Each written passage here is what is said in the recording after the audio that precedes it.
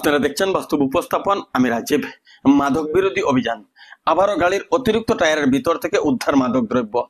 অতিরিক্ত টায়ারের ভিতর থেকে ৮০ লক্ষ টাকা মূল্যের মাদক দ্রব্য উদ্ধার করলো শ্রীভূমি পুলিশ। পাচারে জড়িত দুইজনকে গ্রেফতার করেছে পুলিশ। শ্রীভূমি জেলার পুয়ামারা বাইপাসে গাড়ির অতিরিক্ত টায়ারের ভিতর থেকে মাদক দ্রব্যগুলো উদ্ধার করে শ্রীভূমি পুলিশ।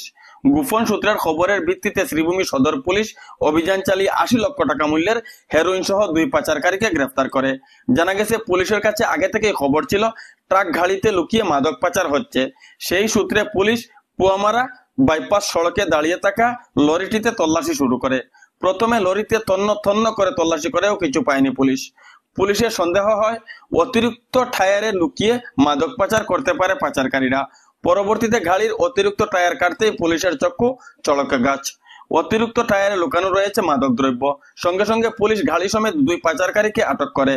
গাড়ির অতিরিক্ত টায়ার থেকে উদ্ধার হয় ৪০টি সাবানের বাক্সে মোট ৪৪২ গ্রাম সন্দেহজনক হেরোইন। উদ্ধার হওয়া মাদকের চুরাই বাজারে মূল্য ৮০ লক্ষ টাকার অধিক হবে বলে অনুমান পুলিশের।